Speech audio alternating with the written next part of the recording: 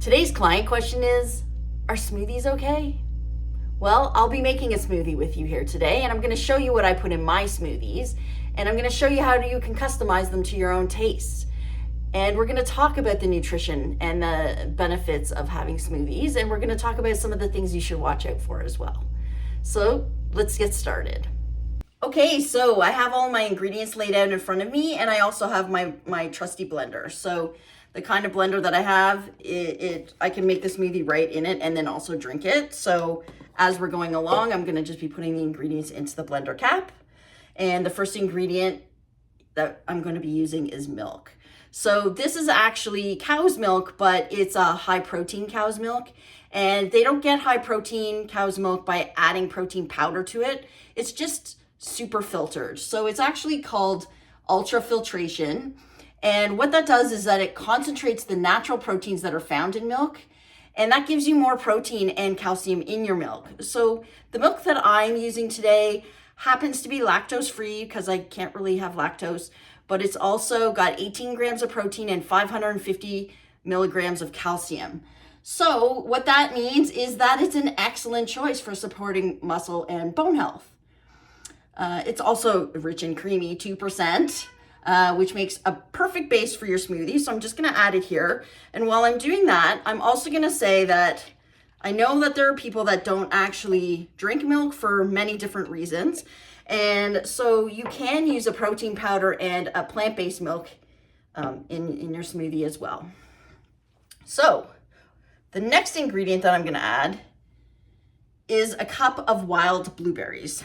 So they're frozen and they're not only giving your smoothie it's going to give it a wonderful color. I've been asked, how do you get that color in your smoothie? And it's the blueberries.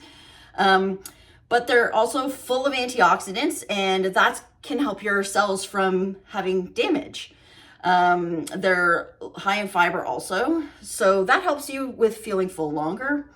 And they're also a great source of vitamin C and can boost your immune system. So I'm going to just plop them in there as I'm talking here.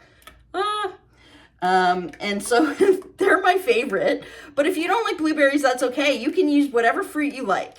Blueberries are lower in sugar. So if you have any concerns about your sugar, like if you have prediabetes or diabetes and you're looking for a lower sugar smoothie, blueberries are a great option. But if you like other types of fruit, this is where smoothies can get high in sugar, right? So just be careful about how much fruit you add, because I'm not going to say who, but some of those commercially made smoothies are super high in sugar, and sometimes they add sugars like honey or syrup, but a lot of times they're just adding a lot of fruit. So if you are going to add a different kind of fruit that has a little more sugar in it and you are worried about your sugar, then you might consider using less, so a half a cup instead of a cup. Okay, so now we're gonna talk about the extras. So I've got some extras in front of me that you can probably see here. They're a little bit hidden behind the smoothie cup, but the first extra I'm gonna add is a little bit of extra fiber. So this is a fiber supplement. I'm not gonna say which one, but I like to put a little fiber supplement in my smoothie, so there it goes. And then because I'm having this as a meal, but even if I was having it as a snack, sometimes I use oat bran. So this is what oat bran looks like. So you see, it's kind of like, you might know wheat bran. Sorry if you hear Nelson, he's had dinner, but he's asking for more. So this is oat bran, and oat bran I find is in a nice form that can kind of blend really well.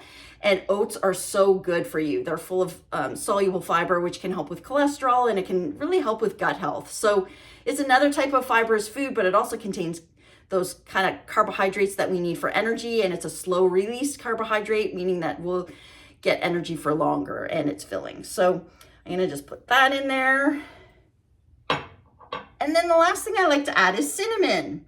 So cinnamon is, I'm gonna add a dash, or actually maybe more than a dash, because I love cinnamon. But cinnamon is also great for if you are having concern with your blood sugar. And I'm bringing up blood sugar a lot because People who have diabetes or prediabetes are the ones that most often are asking me about smoothies because they're just worried that their blood sugar is going to raise if they have smoothies. So the cinnamon can actually help keep your blood sugar stable. Okay, so I'm going to just put the lid on this and stir it up. Not stir it up, but you know what I mean. I like to do a little shake up before I actually put it on. Oh, and another thing that I normally add is skyr yogurt. So it's a high protein yogurt. I don't have any today, so I'm not putting it in, but that's another thing you can put in. The possibilities are actually endless. Sometimes I put in some spinach. If I have leftover spinach in the fridge, I'll put a handful of spinach. I do find, for me personally, it makes my smoothie a little bit bitter. And then I have some frozen bananas that I add just to take out that bitterness. But yeah, the possibilities are pretty much endless.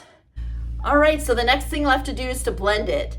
And I don't know how long to blend it for. I think all blenders are different, but I've never actually sat and timed it either. So you can just look at it and think it's ready, and it's ready. And if it's not ready, then blend it some more. And if you take it out and it's a little too thick, just add some water or some more milk, and that can thin it out a little bit. And if you find that it's not thick enough, add some more frozen berries.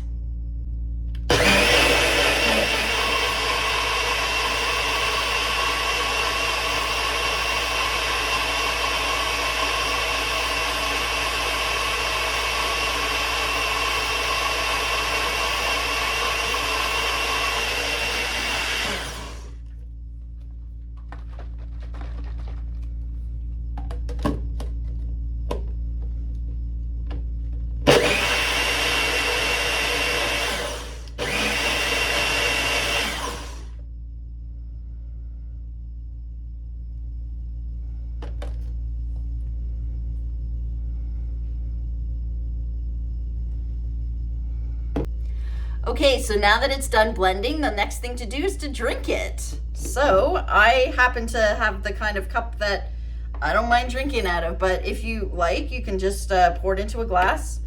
I just use a straw, and here we go.